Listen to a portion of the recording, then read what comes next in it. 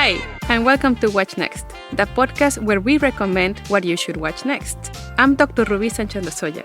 Each episode, join me in a conversation with fascinating scholars and thinkers to explore world cinema in a way that feels warm, inviting, and completely jargon-free. Today, Professor Eleni Palis and I try to figure out LSD2 together.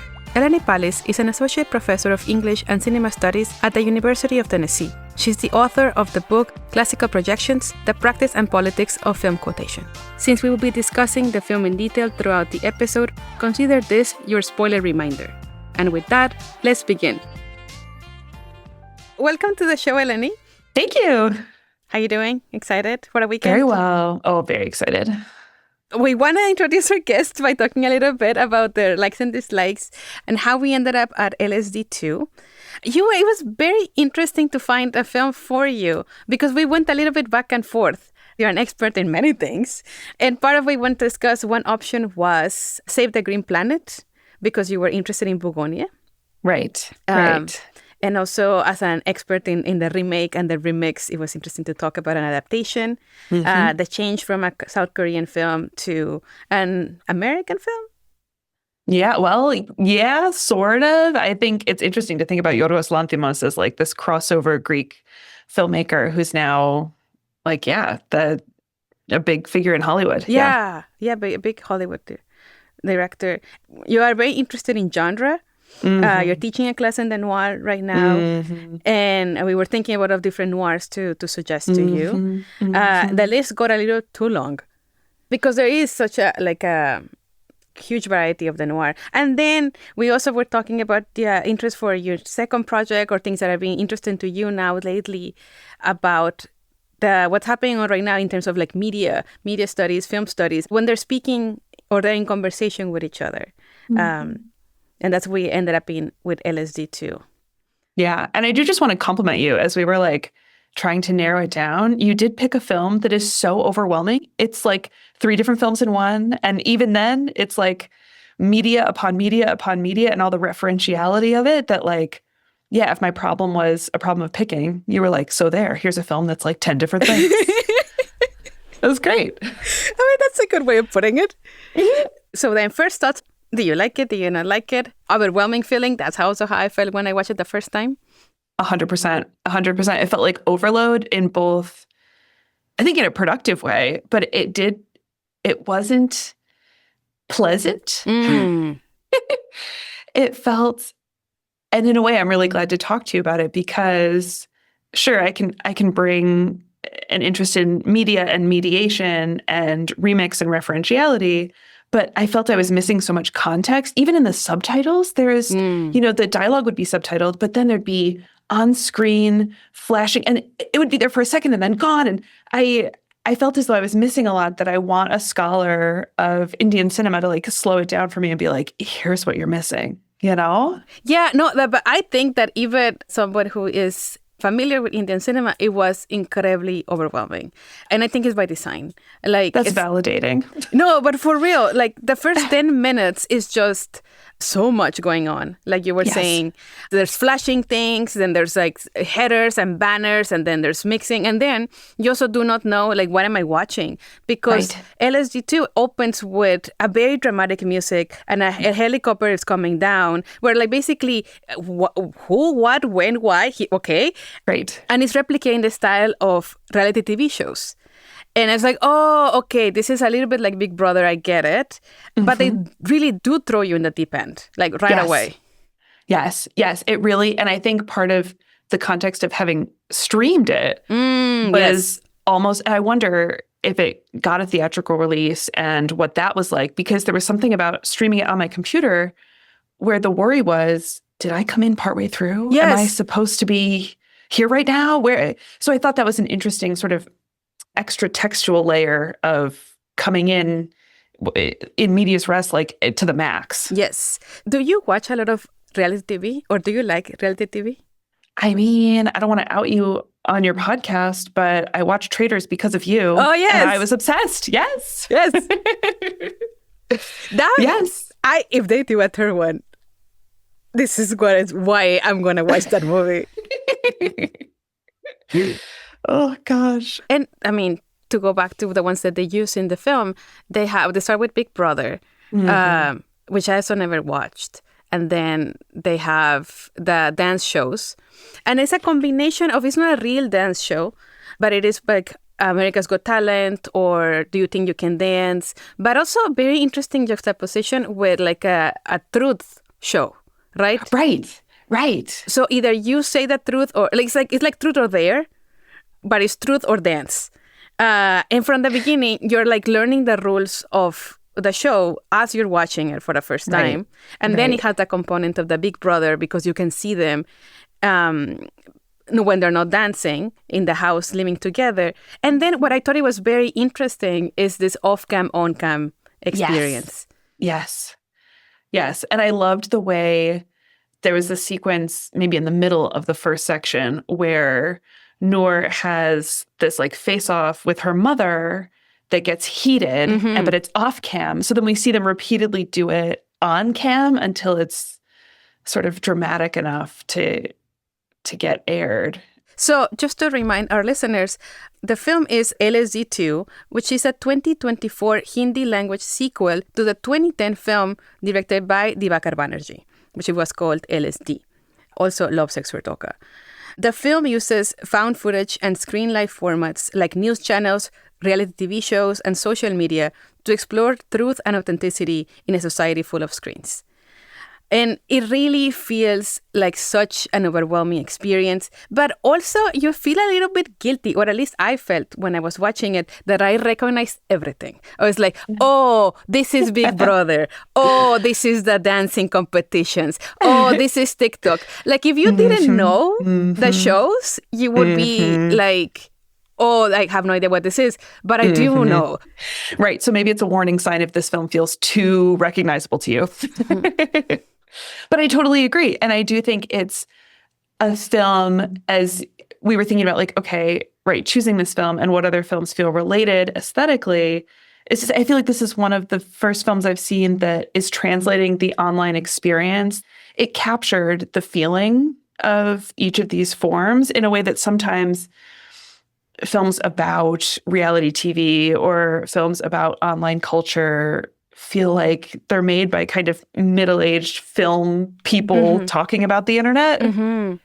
I don't know. Maybe that's shade unnecessarily at other films, but I thought it just did a nice job capturing online culture. I think so too. And I do wonder how it was possible because he is a middle-aged man. Really? He is. But it feels like a very Gen Z movie. I think even the third one, which is when we're switched to Twitch or streaming, like gaming platforms, it still felt very authentic. Like it still felt like, oh yeah, when I watch a Twitch stream, it looks like this. Because the humor also kind of was translated. The sense of like this, you have your video stream and then you have these memes or these sounds that like are put in between. And I'm like, yeah, that is where I'm old and this is less recognizable, you know? Right. But nonetheless, it's like, oh yeah, I kind of see it. Yes. Yeah. I really, really enjoyed this film because it is so overwhelming. And my experience of watching it was I would pause it maybe every 5 to 10 minutes just to kind of like parse it down. And did you notice that thing? And they had this thing, like especially the news one. It's such a headache. It's so overwhelming. The news is going and then there's a banner underneath. Something is being said. And then you have the advertisements of a TV show. And then one is a sitcom of like a romantic couple. And then the other side is like a woman with a gun. And then the news changes. It's so jarring. It's so much. Yes. But it looks exactly like Indian news. So it's like, it was so well done. Yeah. And that was already very interesting to me. Yeah. And then this idea of like, oh, this is the news and this is how we consume media and this is, and how does affect our understanding of the truth. I thought that was like such a brilliant film. And that's why I was very interested to talk to you about it. How was your experience of watching the film? I mean, I'm validated again to hear you say that you would stop it because I feel like I try not when I'm streaming things to replicate the sort of theatrical experience, but like just take the duration of the thing in, but I really felt like the impulse to stop, to take notes, write things down, or I did a sneaky little Google, I think the other thing that was in my mind as the 3 sections progressed were the ways that there was crossover between sections. Yes. That to me felt a little bit like a puzzle film, one of these sort of ones that necessitate reviewing, because like the school shooting, right, happens in each one. So you have a sense that these are overlapping storylines. Or, we sort of see the couple from the second section in the first section, but then, so I was just wondering how much audience interaction or engagement as a viewer does this film demand of us? Does it welcome of us? And then how much is it sort of pushing that back, as you're saying, because there's so much going on at any one moment that it's not as though it welcomes us into this world with a very sort of classical Hollywood cookie cutter kind of, beginning, middle, and end. You watched it as a streaming movie, right? It was mostly a streaming movie. Interesting. And it actually is, in my opinion, not as popular and not as well-received or critically engaged with as it should, because I think it's a fascinating film. And Dibakar Banerjee himself makes this kind of films that I would say they're ahead of its time. And then they're recognized later. But a lot of people would watch it on their phones. Oh, wow. So that, to me, is crazy. Yeah. Because it would be like the other layer of it, of watching it on your phone while you're getting notifications, getting bored, switching back and forth like they do in the film. Yeah. About a film about exactly this way of consuming media through so many layers. That is so metatextual or meta-cinematic. And now, see, what you're saying now makes me want to go back and watch for changes in aspect ratio. And I wasn't paying attention, but there are moments, aren't there, where it goes horizontal and then it's sort of wide. This is an audio format that we're in. You can't see my hands doing the, but that's the idea, right? The sort of iPhone screen held up vertical versus horizontal with the black bars on the top and bottom. That's actually such a good thing, right? That's great. Yeah, I want to go watch it on my phone horizontally. And then what happens when because you're absolutely right, they do change sometimes to have the black bars to look at like an Instagram thing. Is it just going to look very skinny? Oh, that's very interesting. Right. One of the questions he's asking is how we watch. Yeah. What we watch right now. Yes. Overall, a good experience? Other than overwhelming? Yes. Oh, definitely. It feels good to leave a viewing experience with maybe more questions than answers, or with plenty to Google, or without a clear. I think I left the screening of it being like, what did I just see? Yes. What was that? Yes, and I think that's actually very on par with most people that have shown this movie. It's this feeling of what did I just see, which I think is very rare nowadays. It's a very memorable film because of it. Yes. And I've seen other if not like omnibus films where it's like, sort of different sections feel really different either by different makers, or the sort of like triptych, Kinds of Kindness was sort of a triptych like that too by the same director. But it felt very different formally, generically. Yeah, it doesn't cohere. It's hard, as you were saying, sort of like, what does this remind you of, or what else comes up with this? It didn't call back to other films. I mean, it's interesting that you're saying this because I like this omnibus film as a way of thinking about it. Perhaps it's a stretch. Is it? I'm going to say it and probably regret it, but Go for it. Does it remind you of Citizen Kane? Okay, in what way? Give me more. What do you got? I mean, okay, I already regret this. No, I love it. I think that's great. It's a puzzle film, like you said. Citizen Kane did this as well, right? There is something to be understood. Everything is fragmented. Everything is through the story of somebody else. Yeah. And you're piecing it together. Here, the narrative is fragmented by default because it's three unrelated shorts: share, download, and live. It did remind me of if we're thinking of what are the things that film does as a medium, it is one of these questions of incorporating new technologies to assess ourselves or think about ourselves.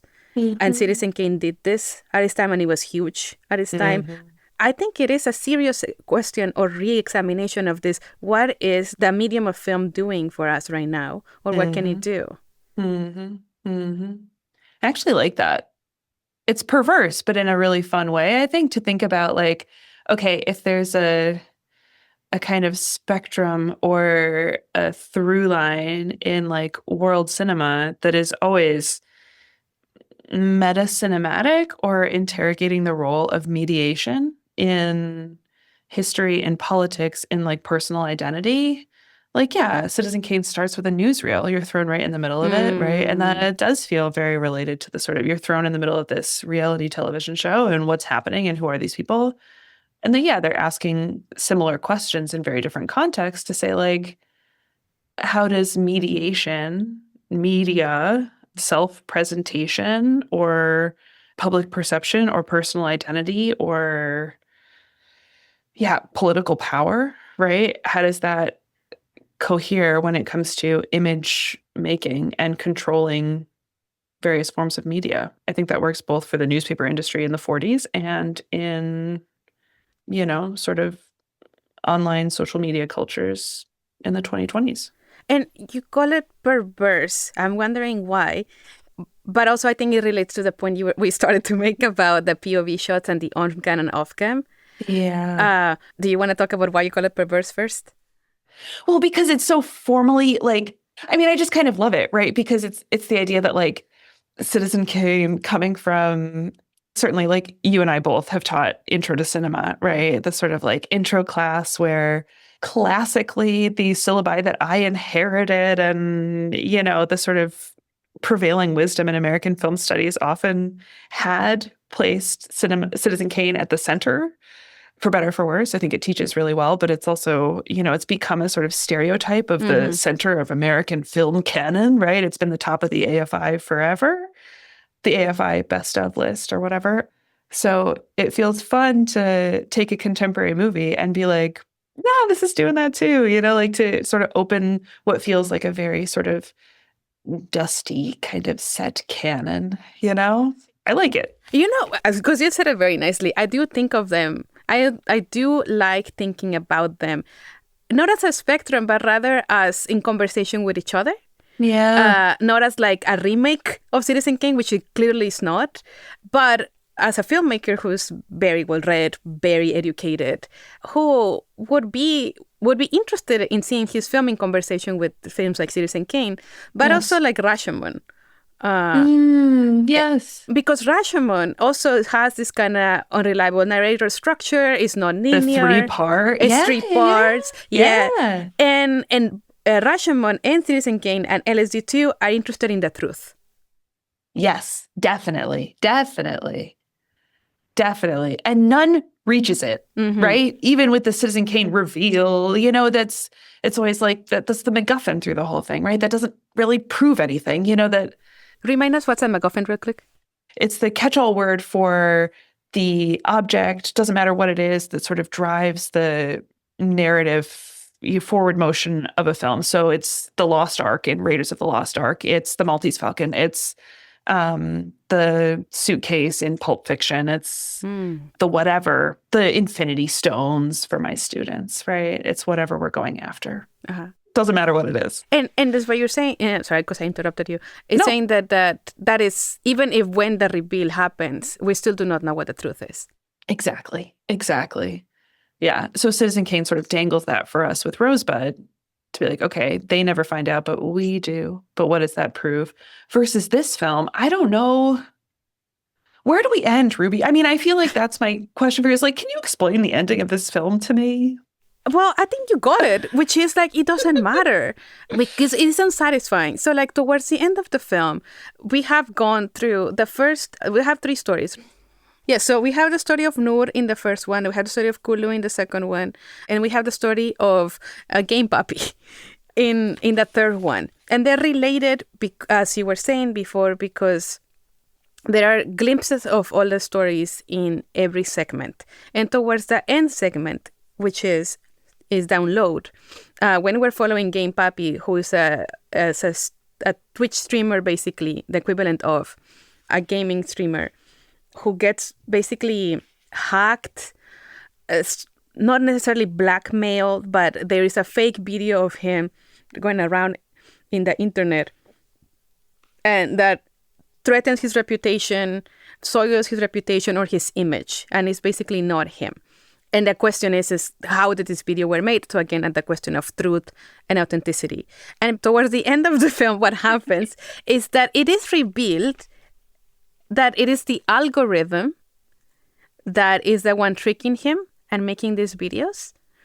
So when he goes to this website, which is very 90s, beginning of the internet website, he puts on the metaverse headset. So the, like VR. The VR headset. Yeah. A nice juxtaposition of beginning of the internet and latest thing of the internet.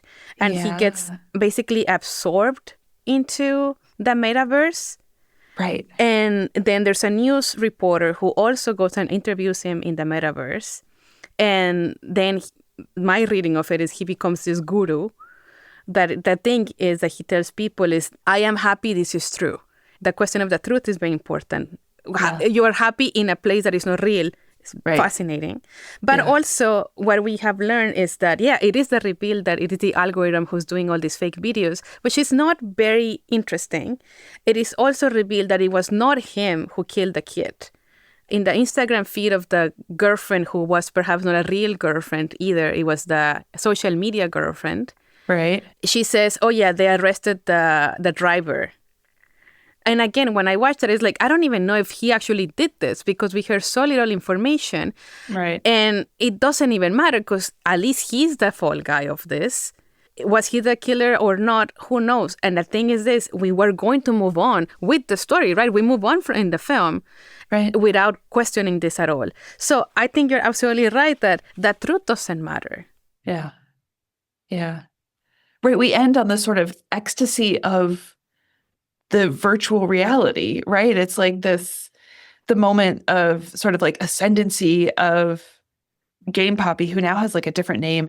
I think that's very on par with the movie. And I think it is one that does make you feel this way, but also does make you want to rewatch and kind of figure it out. Yeah.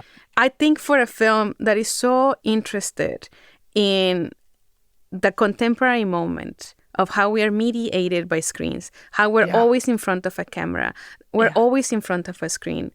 Yeah. You would think that cameras or web cameras were supposed to reveal the truth, right? Yeah. They're proof. This is real. Yeah. It's a capturing a real moment. Yeah. And it's good for solving crimes. It's good for like evidence. And yet it feels like everything is fake. Yeah. So it works with the progression of the three sections, right? Say, okay, reality television. And there's a sense that is the most, we've been living with that format for a long time. So like bringing us in with a commentary about how that reality, quote unquote, is constructed. Sure. Then we go to the second section that is sort of about evidence and crime, as you're saying, the way that this sexual assault, but also the reveal of sex work is incredibly mediated, right? Like Zoom interviews and then just even like the opening, which I found really difficult, right? Just the sort of having a phone recording in someone's face after having been assaulted. There's a lot to say about that, but that sort of is interrogating the role of the image in the sort of prosecutorial or, evidence-seeking project. So by the time we get to the third one, the third section, to end it in this, extravagant like AI sequence and then the animation of the virtual reality feels like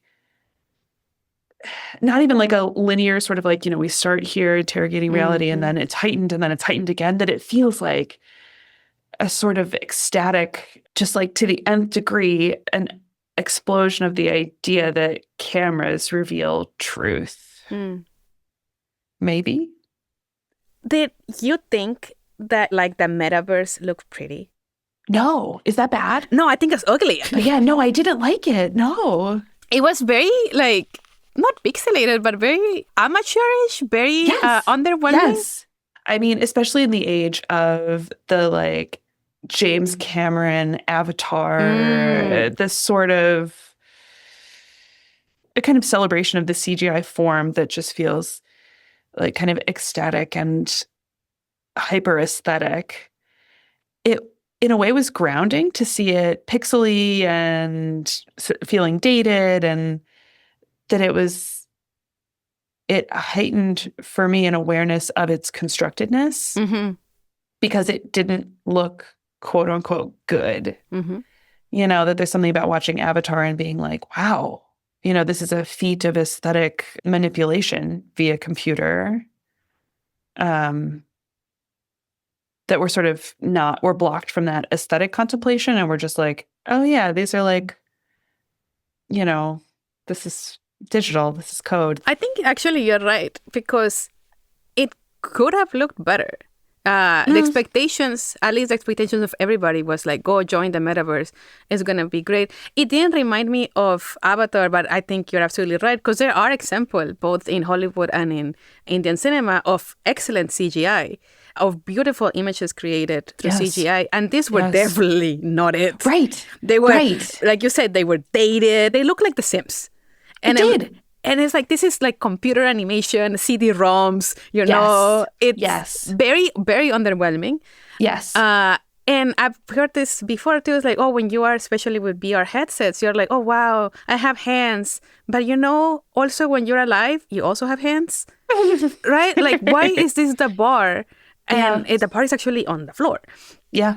And also, it's one that is very mediated by sponsors. The sunset brought to you by so-and-so.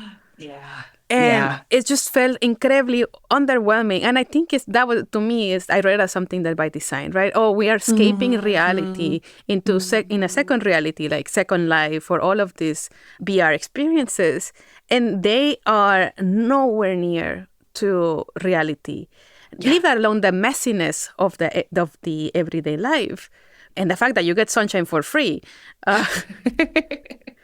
But that it relies on the idea that you have to tell yourself that this lie is a truth.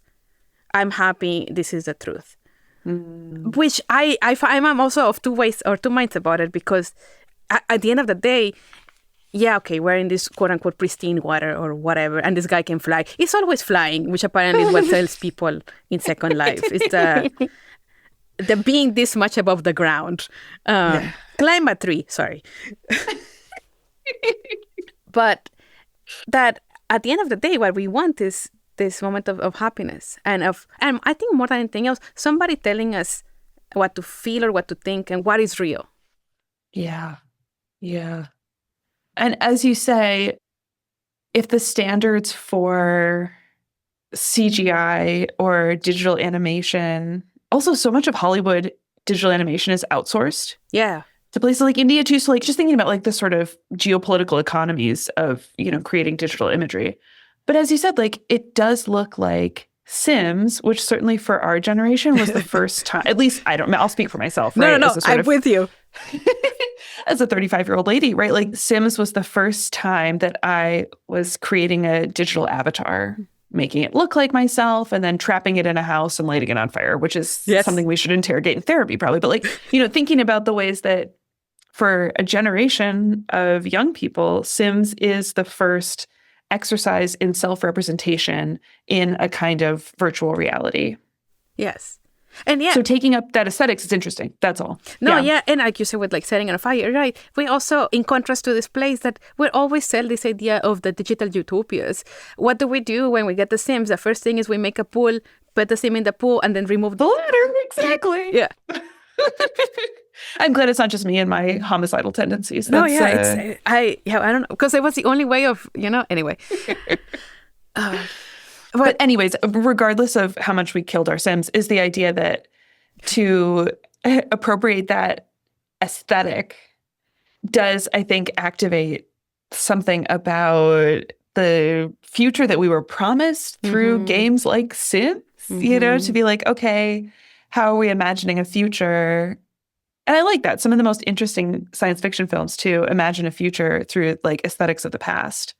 Or aesthetics of the past that were imagining a future that didn't materialize. Oh, that's interesting. Do you have an example in mind? Gattaca. It's got all these sort of mid-century vibes to the, people that are driving their electric cars, but they're sort of mid-century looking. But also, in my film noir class from last year, we watched Blade Runner, right? And that's imagining a future through the look of, classical noir from like the 30s and 40s, right? So, through the 1940s.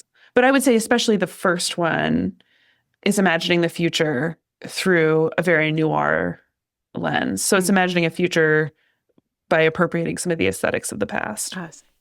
Actually, that's a very interesting point. The film is appropriating the aesthetics of the past with the same look of the metaverse, right? This putting in contrast how the metaverse actually looks like, which looks like a cheap animation, in being made by the most expensive, the most cutting edge technology. Right. And we also have very ugly fake pictures of people with AI and deep fakes. Yeah. And this is something I wanted to ask you because, of course, I was getting the references from an American context. So when it's Elvis, when it's Marilyn Monroe, I was wondering...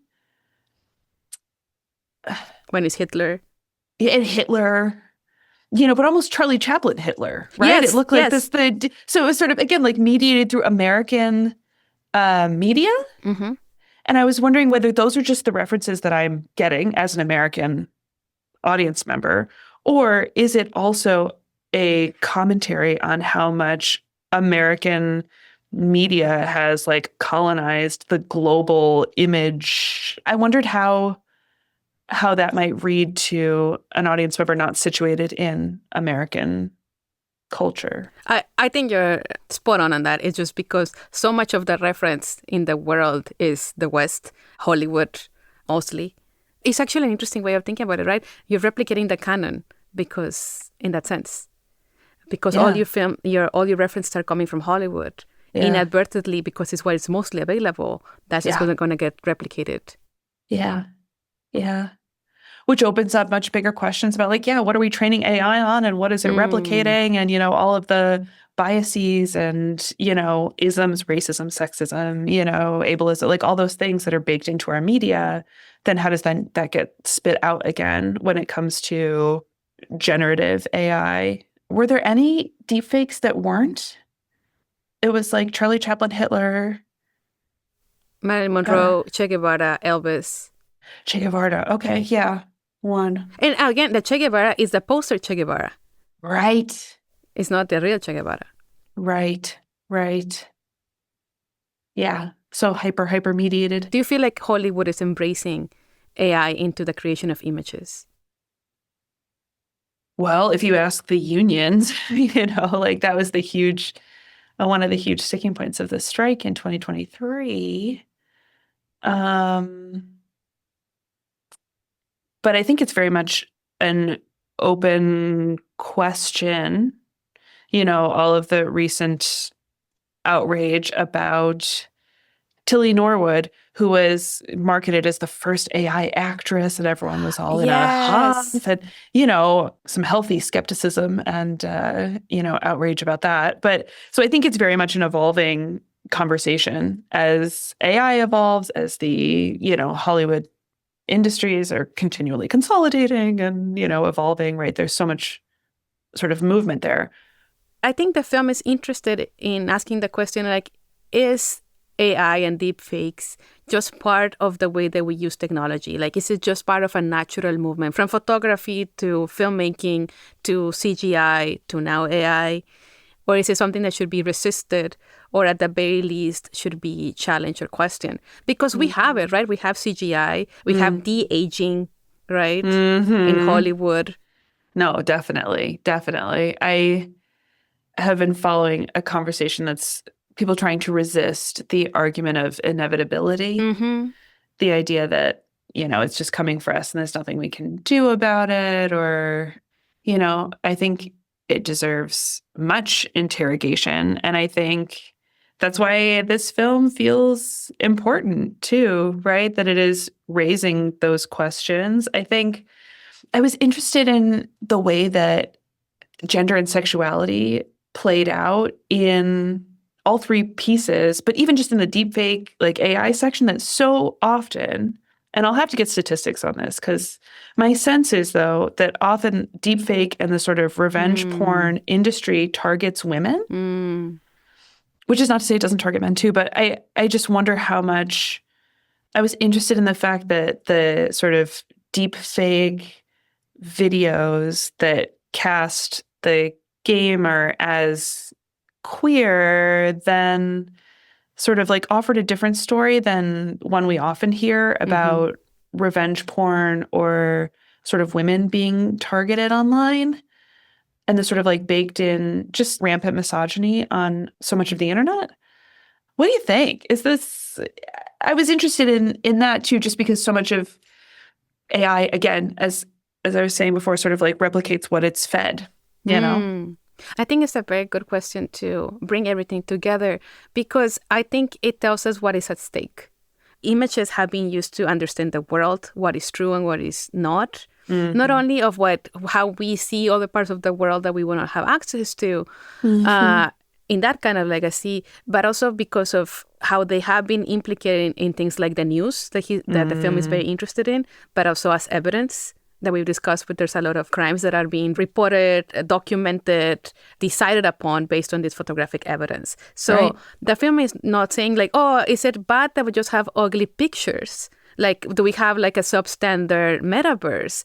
But it's like, no, this is at stake in the real world right now. But also in my reading of it, at least, a fundamental humanity existential question, like, can we trust? What can we trust? And what happens in a world post-truth? What happens in a world where we cannot trust?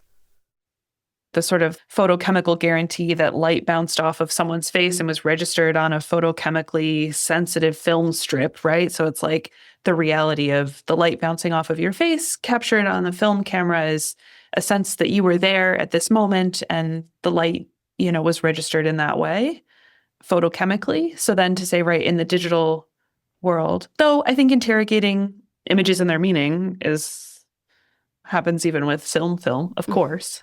If I am set upon to sort of justify my own existence as a film scholar and as a film teacher, it's just how important media literacy is, in so many different contexts, whether it's photochemical, film on a film strip, or whether it's digital, or whether it's AI generated, to say having a thoughtful awareness and interrogative sort of critical thinking about images is crucial now more than ever. And I think this film helps make that visible too.